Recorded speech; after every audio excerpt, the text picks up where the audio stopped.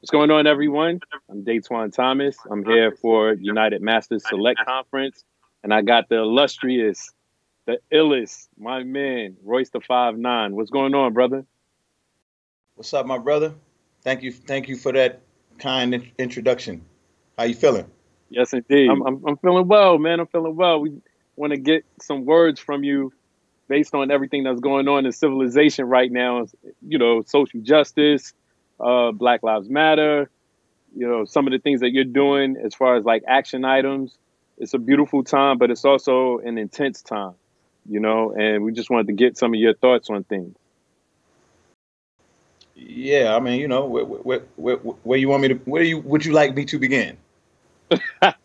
You already know, man. Like you've already kind of like gone deep into the end of letting people know where you stand in these times.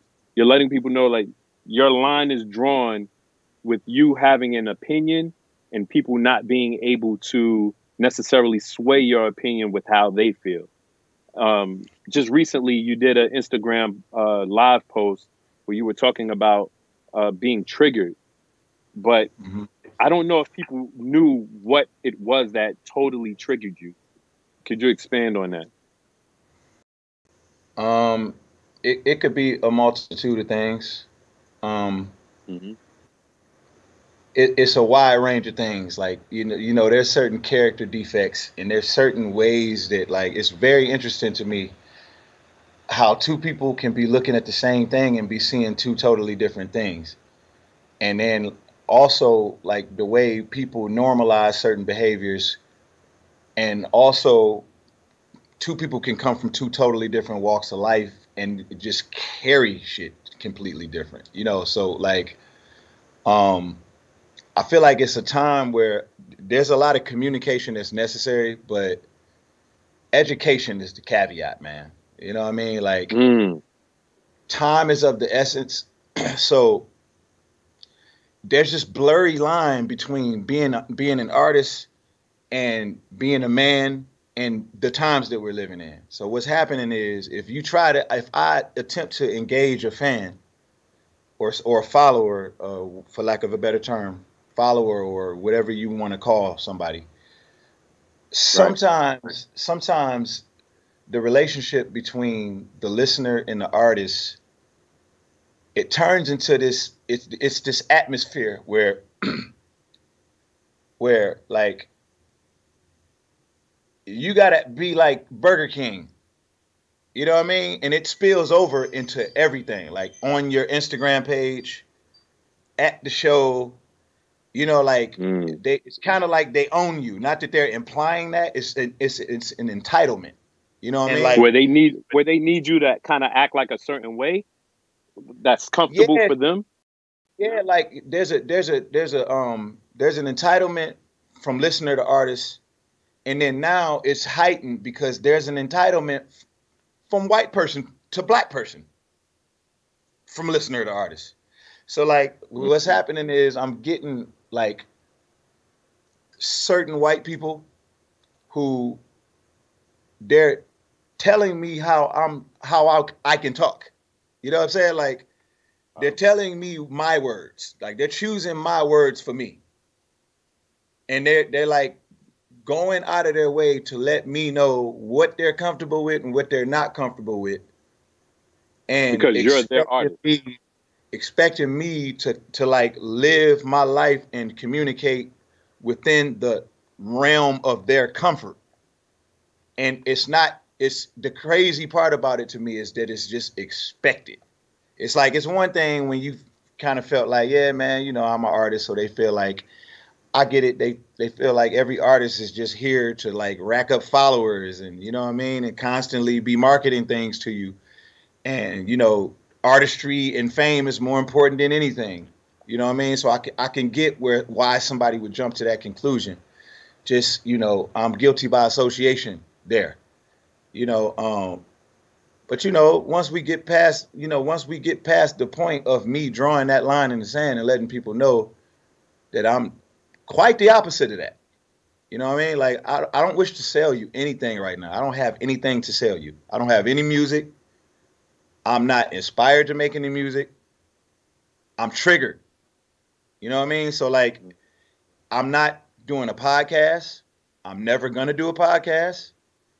I don't always have things to say. But if I have something to say, I'm gonna say it. And I'm gonna say it because I feel like it's something meaningful. So if you hear me speak, it's gonna be to say something meaningful. I'm not gonna just be talking just to be in your face. I've never been that guy. So there's a certain level, there's certain boundaries that I just have just as a person that I feel comfortable with people crossing. So my Instagram page, people look at Instagram like it's a public platform, which it is. Right. But my profile, it's just a little less public. It's not as public. You know, like if you go on somebody's block and you like protesting in the street, they might look out the window. It may bother them a little bit, but you go on somebody's porch, that's a little bit different. You know what I mean? Like it's like so when I try to explain to them, you're in my comment section. You know what I'm saying? Like, trust me, I know that I have some ideologies that is a tough pill to swallow to some. I understand it. I get that. That's why there's a certain level of respect that I just have as a human where I don't go imposing my ideologies onto others. So you'll never see me in your comment section with my ideologies. You know what I mean? That's real. So yep. I'm cool with you coming to my comment section to challenge me. I'm okay with that. I think that's healthy to a degree. But I'm just getting to a point now where, you know, like before, you know, we were having hip hop conversations and things, and, you know, we would disagree. You know, it felt more like barbershop talk, and it was people from all walks of life. And, you know, like when people start dying in a row, and, you know, everybody was locked down and the world just went into this totally different place, the sensitivity level went through the roof. So like, it's extremely hard to unpack this shit, man, because it's like, this is not a time to be, I'll reframe that. This is a time to be very blunt. This is a time to ask the tough questions and see if we can answer them. You know what I mean? Because I don't really, and you're saying that, and Royce, you're saying that as like a society. Saying that as black people to everyone. You know what I mean? Well, I mean, you know, black people to everyone, mainly because okay. I'll put it like this. There's a lot of white people who feel like in order for us to get to a better place, we have to include them. Like Terry Crews literally said that. We have to include them because we have to be one. I'm like, okay, that's loaded. Okay. Number one, we don't have to include you to fix our problems. You can't fix us. But we do, as a society, have to come to some sort of understanding. And in order to do that, you have to understand us first. So that means you have to listen to what the problem is. You're still trying to tell me what the problem is. So like, if I feel like we're in a situation where we're just going to agree to disagree, I don't want to talk. Because I don't want you to feel like that I'm trying to change you, man. I'm not here to change anybody. I'm not God. Like, you don't have to answer to me. Don't put me in that place. You know what I mean? Like, if you want to coexist with me, I'm going to lay you out a set of standards and policies that I live by as a human being. Number one, on how to deal with me. Right. Number one, all melanated people, I automatically love you. I'm genetically predisposed to loving you. I don't have to like you, but I love you. And I identify you as my brother and my sister. All non-melanated people, you have to earn my love. And that comes with no clarification. Now, the flip side to that is hate toward anybody is not an option. Not an option. I got you. And I'm not gonna I'm not gonna impose my ideologies on anybody. I'm not gonna try to get somebody to listen to the minister, Farrakhan. If you're not interested in it, I won't bother you with it. I'm pro-choice. You know what I mean? And I'm even okay with you being prejudiced or whatever you want to be, just so we understand what it is. You know what I mean? But I'm only going to engage people that I feel like we can somehow find some sort of resolution or understanding. And that can't come What with... about... Real quick, I didn't mean to cut you. But real quick, when you speak like that, especially like if you're on IG or whatever, some people may look at it like, oh my goodness, he doesn't like white people. But that's clearly not the case, because you're in a partnership and a friendship with Marshall Mathers, Eminem, for a long, long, long time. Do you believe that people just overlook that and see what you're saying in that? Because right now, you're on the board of directors for his foundation.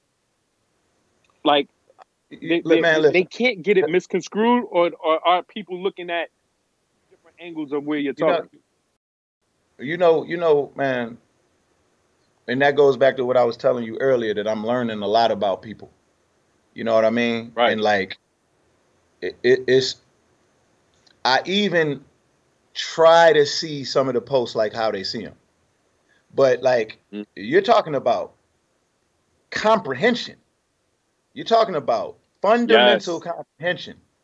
You know what I mean? Goodness, and then it's like, if I post something and you comprehend it your way, and then I come and offer you clarification, number one, I'm extending a respect to you, because I don't have to do that.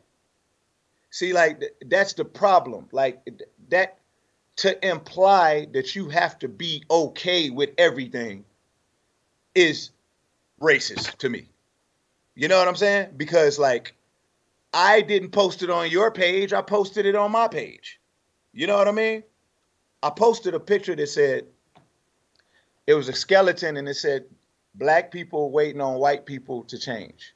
And in the comment, I said, to all of the lost souls who thinks that they're just going to go around changing people, it needs to be less judgment, more accountability, something along those lines. So the meme was directed at black people sitting around waiting on white people to change. White people storm my comments and accuse me of saying all white people need to change. First of all, I didn't say any white people need to. Comprehension. Because I don't think that them changing is going to solve anything. I don't think that that's the answer to the problem. So I don't want you to change. I think I want my brothers to stop trying to get you to change. You can't that's not comprehensive to you. And then when I clarify that, that's not good enough. No, you said all white people. Okay, well, I'm not going to let you tell me what I said. And then I'm also, I'm not going to sit here and like feel bad about something that had really, at this point, it has nothing to do with me. Y'all are fucked up too. This is how fucked up this country is. You know what I mean? So it's like, don't bring that to me, that energy to me. I don't have white people's blood on my hands. I don't go to sleep with guilt. You know what I mean? Like, I'm not the descendants of anyone evil, associated with anything evil. You know what I mean? Like, people try as hard as they can to make black people, oh man, y'all make up for 50% of the homicides. 50% of the homicides. That's a whole different conversation. They've been marginalized too, the subjugated areas that y'all fucking created. Are those the areas that you're talking about? You know what I mean? Because from where I'm sitting, you can put anybody in those situations and you're going to get murdered. You know what I mean? Like, if you want to just sit around and act like... Go ahead. Now, real quick, one of the things, though, how appointment to Eminem's board and his foundation and your own Ryan Montgomery Foundation, how is that going to help affect change in some of the things that you're talking about? Well, this is the main issue, in my humble opinion. So the first initiative I'm going to launch is going to focus strictly on this, and that's mental health. So I'm going to launch an initiative in Detroit that's going to provide mobile mental health services to people in underserved areas who don't have health insurance for free. That's where I'm starting. So my thing is going to be to not just donate money to places, not just give foundations and charities money, but launch initiatives that are sustainable. Sustainable things that are put in place and built so they can just keep repeating generation after generation. Right now, I just feel like we're a product of just a whole bunch of negative, fucked up cycles. Like we spend our whole lives making adjustments, just trying to break cycles. You know what I mean? And it's like, like America has made it painfully obvious that they are not going to provide us with any of the things that we need to get to a better place. So that's why I'm saying, let's stop asking. Stop asking. Like let's actionable items that stop the cycles. Yes, that amongst put us in this position. Exactly. Is there a financial component next to that mental component? Because a lot of the issue is people just throwing the money, like you said.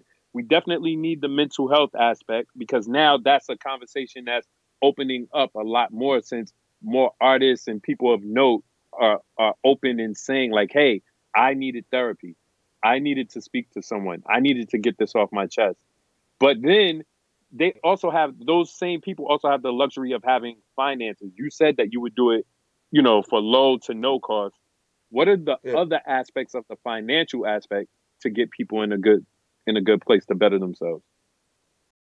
Yeah. So what I'm going to do is I'm going to start it out. I'm going to start the initial donation out to fund it for a year, right? And then I'm also partnering up with a nationwide organization called NAMI, the National Association of Mental Illness, and there's another company in Detroit called CNA. So they actually they deal with government grants and shit like that. You know what I mean? So they do things through Medicaid and shit like that. I'm gonna partner up with both of them, but not for the money aspect of it, because it's already funded for the first year, but so we have enough staff to serve as many people as possible. Because my goal is to touch the people who think they are good, who think they are don't have no.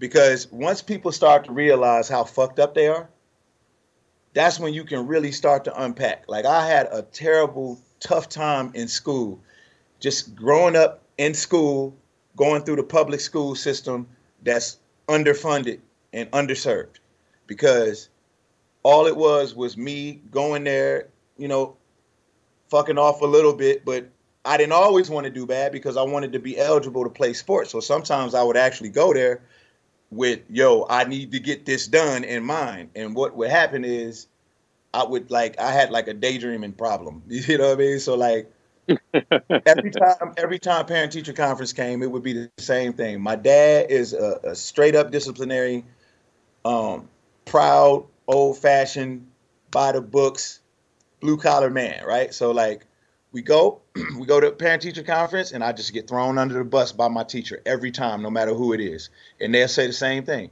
Ryan can do the work, but he just has to apply himself.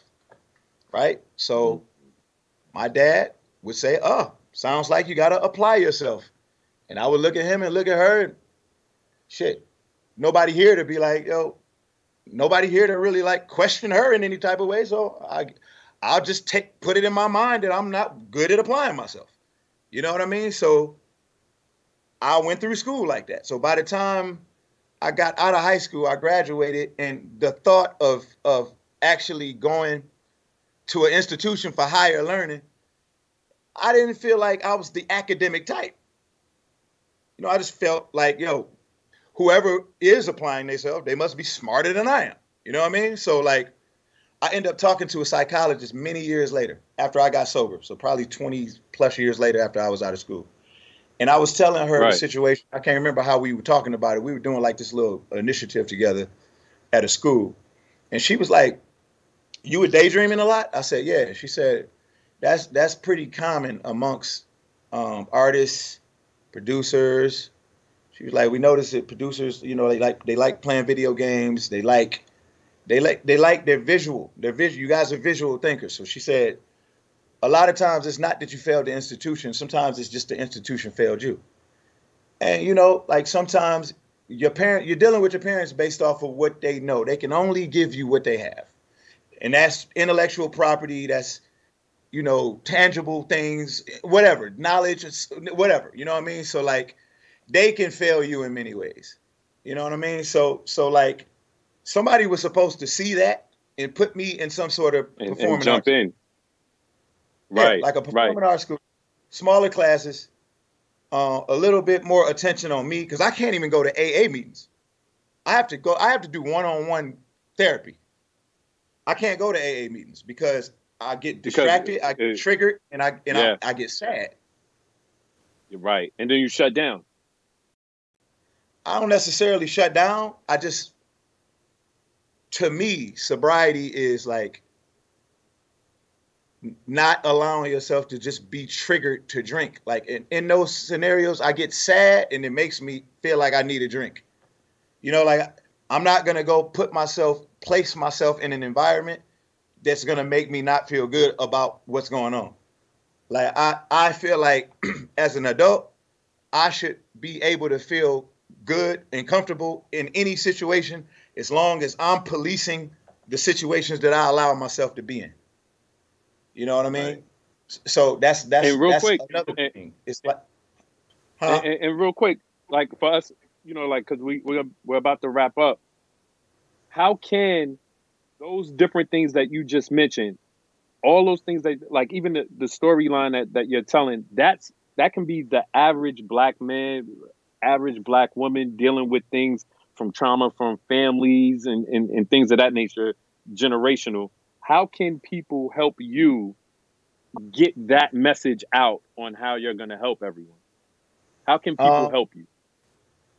When I launch it, Datwon, it's going to be like I'm going to do an event. I'm going to do an event in Detroit with press, and you'll know about it. You know what I mean? So it'll definitely be something.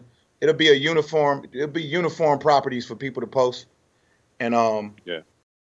I'm not really like a multitasker like that, but I can walk and chew gum at the same time. So I'm not gonna bite off more than I can chew. So I'm gonna focus on Detroit first, and that's real. Once it's up and running and I feel comfortable about it, I'm gonna look to do it in other cities with other artists that I like. You know what I'm saying? Like just to kind of, I think if we could start there, I think that's the most fundamental issue that we're having. I think, like, I know when I went to therapy the first time, I was just going to talk about alcohol. You know what I mean? Right. And like we started talking, and I got to ask some questions about like my dad and his relationship with my mom, and my dad abusing my mom, and like go into that a little bit. I started to unpack things. Next thing you know, I was in tears. Right. So that was the first time probably in my life that like emotion ever hit me, like without me being warned. You know what I mean? Like it was like it came out. You know what I mean? So that let me know that there's issues there. Like there's some things that needed to be unpacked.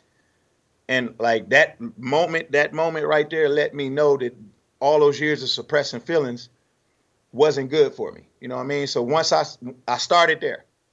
And once I realized that, then I was able to start drawing a correlation between reasons why I drink, reasons why, you know, like, and I started to to understand that nothing is just for nothing. Everything is And that's thing what for and that's what our people need. They need that experience so they can get on the path to healing. That's exactly what's starting to happen now. But I think they need those tools, people to be able to help guide them. Because if those feelings are there, they happen in a burst. They're not there for someone to be like, unpack that a little bit. How do you, like, you know what I mean? Like, you had the guidance to be able to do that.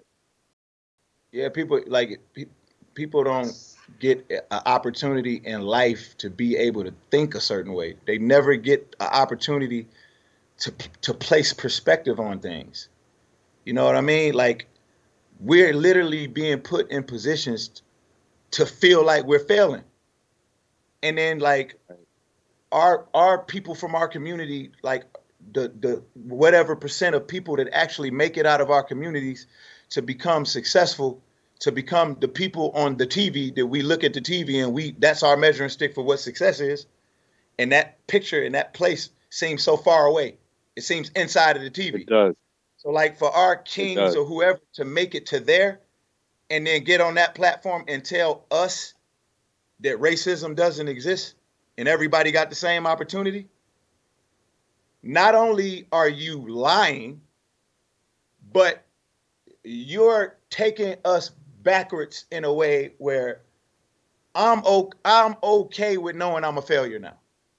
Okay, I'm really must be a failure because he must be great because he made it there. I can't do that. I can't even make it out of school.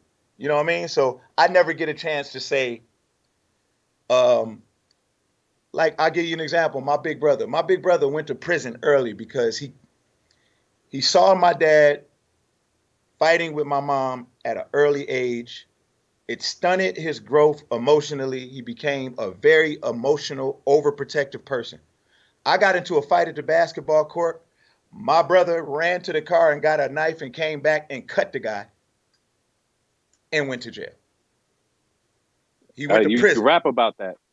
Yeah, he went to prison. Now he went to prison. That was in the 90s. My brother he's just been home about 2 years. He's been back and forth to prison since then. You know what I mean? And he's an alcoholic just like myself. He's an alcoholic just like myself. So it's like, I had him up here the other day and we were talking and he was just like, everybody just responsible for their own actions. You know, like people choose what they're going to do. So I'm like, so do you think you're alcoholic? Do you think that's your fault? That's all you? And then he just got quiet. It's like, bro, like we don't have to bear the burden of everything. You know what I mean? Like we don't have to be so hard on ourselves. You know what I mean? There's such thing as like you going and doing things that fucks your life up. But there's another thing to just be placed behind the 8 ball and not even be given the opportunity to create a quality of life. You know what I mean? So it's like, if systemic racism is the fucking infrastructure here, then you have to, if you make it out of the environment, it's your duty to come back and build it. It's your duty. It's a part of success now. And if you're not doing that, then we can't embrace you. If you're using your platform, to only speak about things in a way where you're making sure that white people feel good about it and making sure that they feel comfortable about it and walking eggshells around them or just being careful what you say because you don't want nobody to get mad at you. It's like, bro, they know you're doing that. That's why they keep letting you know how uncomfortable they are. You know what I mean? Like it just has to, it has to turn into a more honest environment, and it has to turn into a thing where people are just going to have to be mad and get over it. You know what I'm saying? Like you're going to have to let some people just jump to the conclusion that they want to jump to. You can't make me a racist by saying I'm a racist. You know what I mean? My actions define me. You can't ruin something that's not predicated on anything that you're talking about. So you can never ever turn me into anything. I was who I was before I got here. You know what I mean? So I don't have to go But I don't have to you're go, doing the yo, work, you know, bro. I got help with them and them, right? No, I don't owe anybody an explanation, man. I didn't ask to be here. You know what I mean? Mm. I didn't ask to be here. I'm not bringing no drama to your comments, brother. Like, I'm not gonna let you tell But me I'm Royce, mad. what you Huh? but what you Huh? did though was you invested in yourself. You recognized an issue and said, "I'm going to improve." So to like wrap up, what does that take real quick? What does that take to be able to address the issue and say, "I'm good in trying to help myself to help others"? I think you got to just realize. I mean, for me, it took for me to hit rock bottom. You know, it took for me to hit rock bottom and then decide to get sober. Everything started there with me. And then, you know, one pretty good decision turns into another pretty good decision. And, you know, it inspires another idea. And it inspires, like, I didn't realize that I was going to feel passionate about speaking openly about sobriety until I seen the way that it was helping people. You know, and that was the first time in my whole career at that moment where I actually felt like I placed something into the environment that did good as opposed to bad. You know what I mean? Like, it's cool to And sell you're records, doing it but now. yeah, it's cool to And you're, sell records. you're doing It's that cool now. to sell records rapping about a whole bunch of crazy shit. But then it's another thing to like put something in the environment that's actually positively affecting people. I didn't think that was possible with me. And then like when I weighed the way I felt about that versus the way I felt about the other way, I like positive better. So that turned into me speaking about it. And then that turned into me advocating things. And that turned in I didn't even used to talk. I didn't even used to like to talk. You know what I mean? So it's like once I start paying more attention to just like wanting to improve just self, wanting to improve as a person, I start improving as in anything, the artistry, everything. You know what I mean? Because I mean, and evolve. Everything gets heightened. Everything Yeah, gets heightened, and everything starts to evolve. And I just gotta say, bro, everything that you're doing, everyone is seeing it that needs to see it and needs to be inspired by it. We thank you for your time today. We thank you for your honesty. And we're going to see all those changes that you're pushing for. And the people are going to help. of Royce, course. thank you so Thank you much so for your much. time, bro. Yeah, thank you for having me, my brother. Always good to talk to you, man. Love and All the respect. time. And you know we're gonna finish this up. For sure. For sure. All right, man. Thanks a My lot. man. Yeah.